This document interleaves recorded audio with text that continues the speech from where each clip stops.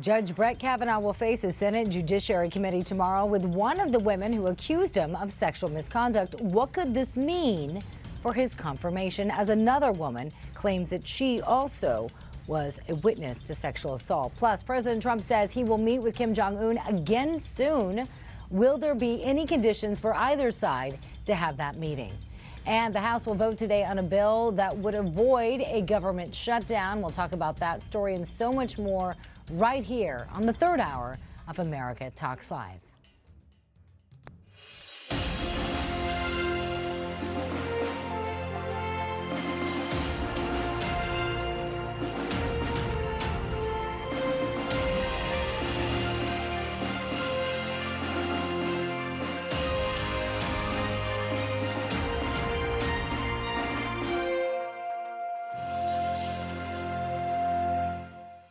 Well, great to see you sticking around with us in this third hour of America Talks Live. If you're just joining us, welcome. Yeah. Gina is on her way to her book tour, and she'll be back with us on Monday. Yeah, looking forward. So happy for her. Reminder, we're taking your phone calls today. We have a lot to talk about. Kavanaugh, now we have a third accuser coming forward. She has problems. Even Senator Lindsey Graham weighing in. Gone public on Twitter saying, don't believe it. I'm paraphrasing Senator Graham, but he basically calls Michael Avenatti, a porn lawyer, and says he's brought things to a new low. And this is Senator Lindsey Graham.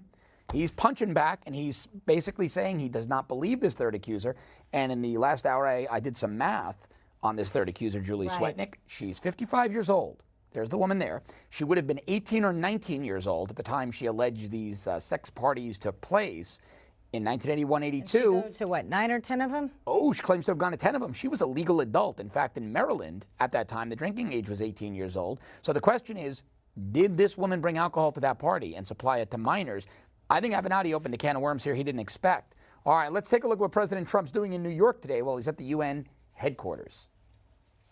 So the president will hold a press conference today at 5 p.m. Eastern. You want to stay tuned here to Newsmax. We're going to bring that to you live. Again, that's 5 p.m. Eastern today. President Trump's press conference. It's going to cover his trip to the UN and news of the day. Again, we'll bring you there live as soon as the president takes the podium. Going to be very interesting. I suspect there's going to be a lot of questions about not only the UN, Iran, China, but Rod Rosenstein and Brett Kavanaugh. You think? I think they may dominate. Just a little bit? Yeah. I have to tell you, I'm even more interested now at what's going to happen with Rosenstein because I'm pretty confident. I don't believe Christine Ford will show up 50-50. But I think that Rosenstein's going to be the real mystery. Gotcha. All right, let's take a look at our top story at this hour, and that is Judge Brett Kavanaugh. The Senate Judiciary Committee may vote Friday morning to move Judge Kavanaugh's Supreme Court nomination to the full Senate. That vote is scheduled to happen just, one day after Kavanaugh and his first accuser. Now there's three. First accuser, Christine Blasey Ford, are supposed to testify over Ford's allegations of sexual misconduct. She claims Kavanaugh, again, groped her at a high school party. They did not attend the same high school. Right. She alleges that this incident took place more than 35 years ago. Kavanaugh, of course, has denied those allegations. Meanwhile, the lawyer for the second woman, and you can see her right there on your screen, to accuse Kavanaugh of misconduct, says his client is now willing to testify before the committee. Deborah Ramirez claims that Kavanaugh exposed himself to her at a drunk party. This was in college, some 30-plus years ago. He also has denied that allegation. And again, there's the third accuser. We're going to learn about this third accuser. I was just talking about this woman named Julie Swetnick. Now, Stormy Daniels' lawyer, Michael Avenatti, posted an affidavit on Twitter by Swetnick. He's demanding an FBI investigation. But again, I can't stress it enough. This is not an FBI matter. Something that happened at a local house party 37 years ago is not an FBI investigation. Now, this woman Swetnick's affidavit claims that Kavanaugh and other high schoolers, one of them being his friend, Mike Judge, spiked girls' drinks with grain alcohol or drugs in order to cause those girls to lose their inhibitions and their ability to say no. Swetnick said these efforts by Kavanaugh and his friend, Mark Judge, were done so the girls could then be gang raped in a side room or a bedroom by a train of numerous boys. Now, Judge Kavanaugh has recently weighed in on this, and he's put out a statement. He said this is like the Twilight Zone. He has no idea who this woman is. President Trump also weighed in on Twitter a short time ago. He tweeted, quote, Avenatti is a third-rate lawyer who is good at making false accusations like he did on me and like he is now doing on Judge Brett Kavanaugh. He's just looking for attention, and he doesn't want people to look at his past record and relationships. Then Kavanaugh also responded to a statement released by the White House. As I mentioned, he said, quote, "This is ridiculous and from the Twilight Zone. I don't know who this is, and this never happened." And that's where I want to welcome in former federal prosecutor Larry Klayman. He's also the founder of Freedom Watch. As always, good to have you. See you guys. And we also want to welcome in today Christine Flowers. Christine is an attorney in Philadelphia who has handled numerous sexual assault cases. We appreciate both of your time today here on America Talks Live. Christine, I want to start with you. I just want to get your take on this, because we've talked about this. We haven't heard a lot of other people talk about it. A lot of people are saying, even the president said this again when it comes to the first accuser, let her speak her mind. Let her speak her mind. Yeah. I happen to disagree. I don't think her word of mouth is enough. I think you need to have some credible evidence. But I want to get your take as an attorney, as someone who has handled these cases. What would you take any of these women's cases on? Any of these three? Again, we just know of 3 accusers. Would you take any of these on? First of all, hi, good afternoon. I'm actually not a prosecutor. I'm an immigration attorney who has handled domestic violence, domestic abuse cases in asylum situations, which is somewhat similar. But to your point, no, I don't think any of these 3 cases have any credibility whatsoever. And in fact, in decreasing measure, Christine Blasey Ford perhaps base level credibility because she mentioned it to a psychiatrist, a therapist, she mentioned it to her husband. I still don't think that there's a lot of credibility with her story. However, that pales in comparison. I mean, she sounds like she's testifying under oath when it comes to the second, Deborah Ramirez, who had some repressed memory that even she couldn't be sure that this was accurate, and she needed a whole week to have to sort of figure out whether or not there was something there, and then she finally came to the conclusion that indeed there was. And even the New York Times didn't want to print her story. Right. And this Avenatti story has absolutely nothing there. Not to mention the fact that if this latest accuser had witnessed rapes, orgies. Right. I mean, we graduated from high school in the same year, 1979. If she had witnessed this, why didn't she go to her parents, to someone in loco parentis, to the police? That has something to do with her credibility. And so I would absolutely not, I wouldn't prosecute any of these cases. Christine, let me ask, Christine, sorry to interrupt. Let me ask you this. Isn't it even more egregious what she's alleging? Because, as you know, she graduated high school in 1979, would have been around 17, 18, claims the parties occurred between 1981 and 1982, which would put her between 18 and almost 20 years old. So she's admitting to being a legal adult at the time, witnessing the gang rape of minors over 10 instances, 10 different parties. Wasn't this just really bad lawyering on the part of Michael Avenatti to expose his client like this? Well, let's put it this way. Michael Avenatti is not in the business of protecting and defending his clients. It appears that Michael Avenatti is in the business of advancing Michael Avenatti. And I also think, but the affidavit, if you read the affidavit, it is very carefully worded. Yes. So that if it were picked apart, you know, saying, oh, well, she lied under oath. No, there is a way that you can try and sort of piece it, take it apart and say, well, this part is true, this part is not, this part. But as far as Michael Avenatti really caring about the blowback to his client, I don't think he's concerned at all. Hey, Larry, former federal prosecutor, what do you think should happen here? Should we now start looking at these accusers and potentially looking at charging them for lying to Congress under 18 U.S.C. 1001? Regrettably, that doesn't happen in these cases. You know, I'm in favor of equal rights. I'm a civil rights lawyer, in effect. Right. I believe that men and women should be treated equally. But in today's world, a woman can make an allegation, walk off scot-free, and never have to answer for it, either in this kind of a setting or in family court. I'm sure Christine will confirm that, just the way things are. And I think what her analysis was very good here. This is not really prosecutable. It's not going to happen. But the problem is the political aspect of it. And most people don't pay that close attention. I mean, there's Newsmax, and then there's CNN, and then there's MSNBC and all the leftist media.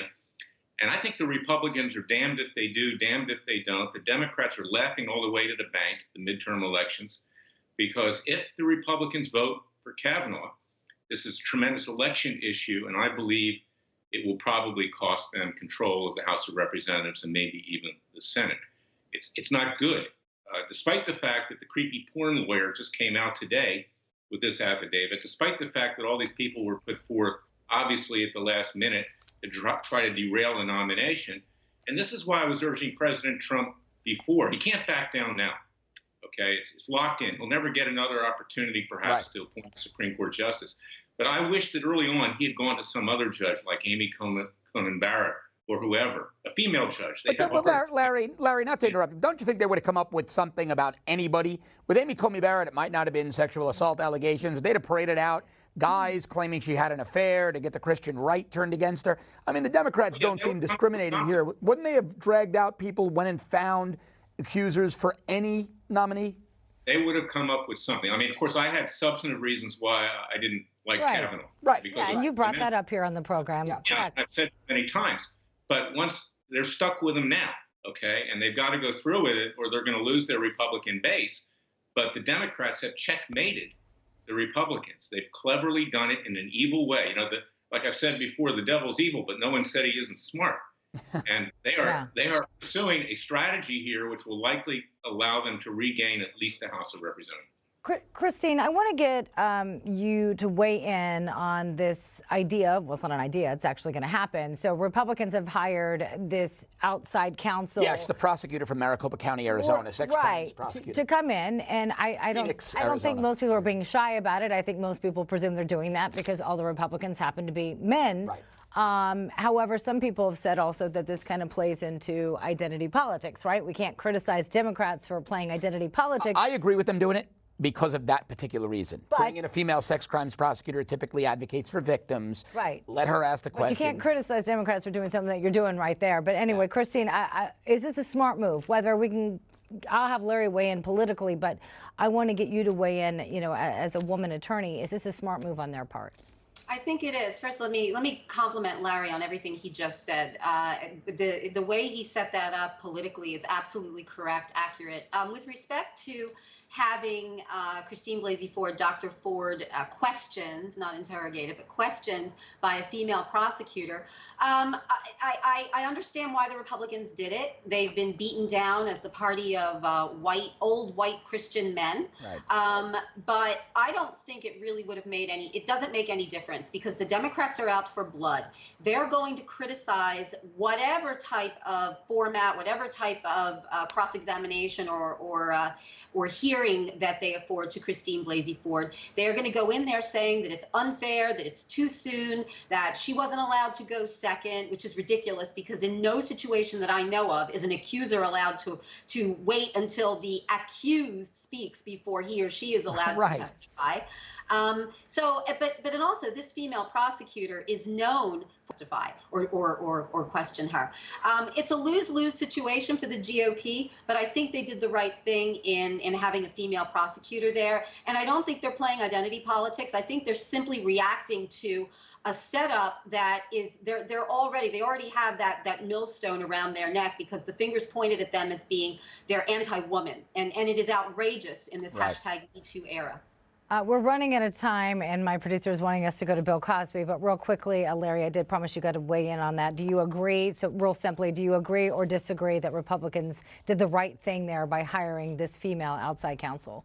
I think they did. It was good to hire a competent female lawyer. I wonder why they hired a prosecutor, however. I might have hired one that was a defense lawyer. I hope she doesn't do a Dr. Strangelove in the middle of the testimony on this thing. There's some humor in it.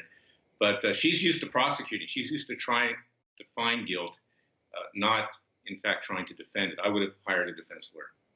All right, real quickly, in the very short time we have remaining, I want to shift gears and talk about Bill Cosby. Cosby's defense team says it will appeal his 3 to 10-year prison sentence after it called the trial sexist and racist. The disgrace committee will serve that time in a state prison. Cosby was sentenced yesterday after being found guilty on multiple sexual assault charges in April. Larry, I know especially you have followed this case extremely close. Help me out because isn't the woman African American and aren't some of the other accusers African American? How is this racist? Well, it's not racist. It's what it is it's more than sexist. I mean, it's a crime. And Cosby got what he deserved. But I'll tell you something, and other people have said this too. This verdict may be overturned on appeal. He's going to still spend some time in prison, thank God. But by bringing in this parade of women who alleged that they were also drugged and raped, in effect, the judge violated the rules of criminal procedure in a way and the rules of evidence and allowed something in which was highly prejudicial, which he didn't do during the first trial. And he's an elected judge in Norristown, Pennsylvania. I grew up, right down the street from there. And he did that, I think, for political reasons, so he could be reelected. So Cosby, unfortunately, may ultimately get off here, as much as I'm happy with the verdict that came down. Interesting point that you brought up, because I haven't heard a lot of other people say that. Really? So Larry, Christine, thank you so much for your time very today. much. I wish we had more time with you. You're welcome. God bless. All righty. When we come back, President Trump says he's going to be meeting again with Kim Jong-un. The leader of South Korea, Gordon Chang, will be with us to break it all down right after this quick commercial break.